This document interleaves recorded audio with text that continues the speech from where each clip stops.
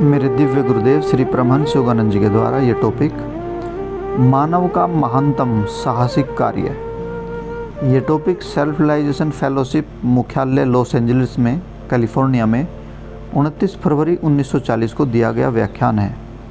गुरुजी समझाते हैं, जीवन सबसे महान साहसिक कार्य है जिसकी कल्पना की जा सकती है। यद्यपि कुछ जीवन कम रुचि और उत्साह वाले होते हैं, अन्य असाधारण अनुभव से भरे होते हैं। मैंने एक व्यक्ति के बारे में सुना है जिसने 32 बार आत्महत्या करने का प्रयास किया और उसे रोकने के लिए हर बार कुछ घटित हो गया। कल्पना कीजिए, आज इस पृथ्वी पर जितने भी लोग हैं उनके जीवन की समस्त घटनाओं के बारे में जानना हो और उनके जीवन के बारे में भी जो चले गए हों और जो अभी आने वाले हैं, तो आपको कैसा लगेगा। ऐसी है ईश्वर की शक्ति। संतों ने कहा है, क्या 2 चिड़ियाँ एक पैसे में नहीं बिकती और उनमें से एक भी तुम्हारे परमपिता की जानकारी के बिना जमीन पर नहीं गिर सकती। सभी मनुष्य के जीवन काल के अनुभव ईश्वर की स्मृति में है, यानी कि कोई भी घटना ईश्वर के अनुभव के बिना नहीं हो सकती। हर एक घटना का ईश्वर में, हर एक घटना का जो भी मूल स्रोत है वह ईश्वर में हमेशा संचित है। सभी मनुष्य के जीवन काल के अनुभव ईश्वर की स्मृति में है। ईश्वर को सभी कुछ याद है। वास्तव में ऐसी चेतना के बारे में कल्पना करना भी कठिन है जिसे प्रत्येक घटित वस्तु का बोध हो, समझ हो। तथापि परमात्मा की प्रकृति को मूल रूप से समझना इस ब्रह्मांड में महानतम साहसिक कार्य है। मैं आपको इसका एक चित्र दिखाता हूँ, जैसा कि यह इस समय मेरे आध्यात्मिक नेत्र के सामने आ रहा है। सब सत्य कल्पना से अधिक है, वे वास्तविक हैं। यद्यपि उनका मूल ईश्वर के मन में एक विचार है। उदाहरण के लिए, आणविक पदार्थों के समस्त विभिन्न रूप ईश्वर के मूर्त रूप विचार मात्र हैं। वे पुनः विचारों में परिवर्तित किए जा सकते हैं और विचार फिर से वस्तुओं के रूप में घनीभूत किए जा सकते हैं। मनुष्य के पास भी विचार पैदा करने की शक्ति है, परंतु उसकी कल्पना शक्ति बहुत प्रबल नहीं है। वह जो कल्पना करता है उसको प्रकट नहीं कर सकता, पर ईश्वर जो विचार कल्पना शक्ति से सोचते हैं वही प्रकट हो जाता है। यदि मनुष्य की कल्पना शक्ति पर्याप्त शक्तिशाली हो जाए तो वह भी पृथ्वी पर भौतिक वस्तुओं को प्रकट कर सकता है। उसके पास अंतर में निहित वही रचनात्मक शक्ति है जिसके द्वारा सोचकर ईश्वर ने संसार में अपनी मानस सृष्टियों को मूर्त रूप दिया है। परंतु मनुष्य के लिए अपने विचारों को घनीभूत प्रकट करना बिल्कुल असंभव हो गया है, क्योंकि उसने अपनी ईश्वर प्रदत्त स्वतंत्र शक्ति, विचार की दिव्य शक्ति का उपयोग ही नहीं किया है। जब हम ईश्वर की चेतना की कल्पना करने का प्रयास करते हैं तो हमें आश्चर्य होता है कि वे किस प्रकार सब कुछ याद रख सकते हैं, क्योंकि हम प्रत्येक वस्तु को अपनी मानसिक अक्षमता के मापदंड द्वारा ही आंकते हैं। हम अपने अनुभव के अनुसार समझते हैं। कोई व्यक्ति जिसकी स्मरण शक्ति कमज़ोर है तो वह समझता है कि अन्य सबकी स्मरण शक्ति, याददाश्त की शक्ति वैसी कैसे है।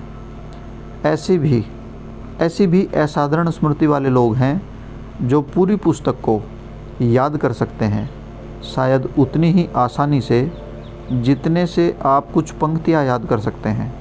जो भुलक्कड़ हैं उन्हें यह समझने में कठिनाई होती है कि दूसरे के पास अचूक स्मरण शक्ति कैसे हो सकती है।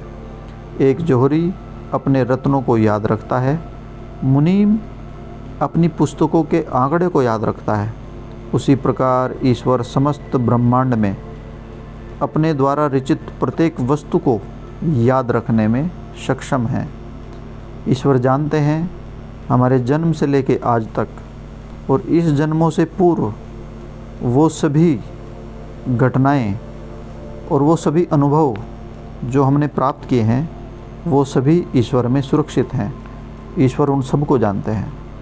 सर्वशक्ति संपन्न होने के कारण वे हर घटित घटना को तत्काल स्मरण कर सकते हैं। ईश्वर को अतीत याद रखने के लिए सीमित भौतिक मस्तिष्क की आवश्यकता नहीं पड़ती। उनकी असीम चेतना सर्वज्ञ है। स्मृति की शक्ति और उसका स्रोत। स्मृति याद रखने की ताकत अद्भुत शक्ति है। समस्त मानवीय स्मृति ईश्वर के विशाल स्मृति से ही आती है।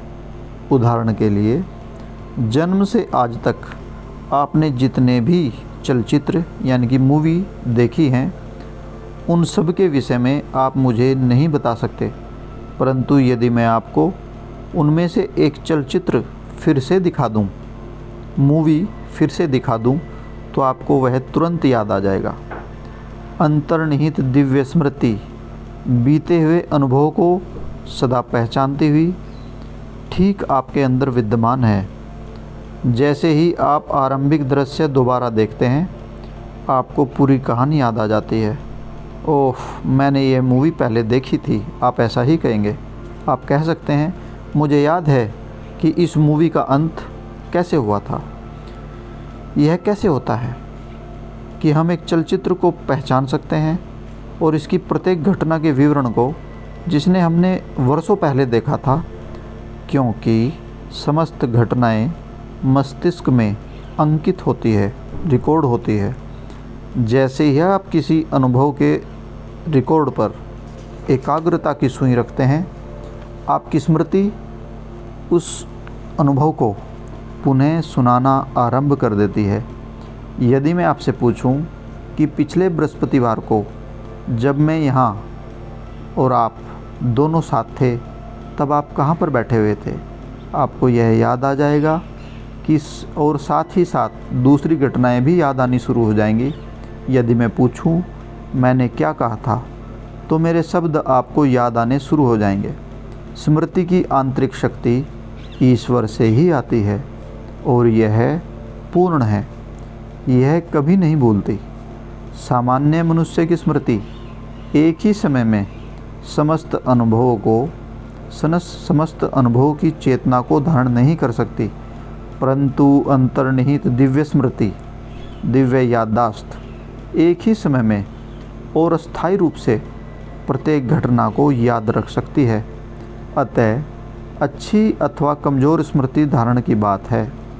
आपने स्वयं के प्रति धारणा बना ली है कि आपकी स्मृति कमज़ोर है, तो आपकी स्मृति कमज़ोर है। तथापि इस धारणा के विपरीत की ओर छलांग लगाना आसान नहीं है। स्वयं को इस बात का विश्वास दिलाने के लिए बहुत प्रयास की आवश्यकता है कि आपकी स्मृति वास्तव में सर्व स्मृति संपन्न ईश्वर की दिव्य स्मृति की अभिव्यक्ति है।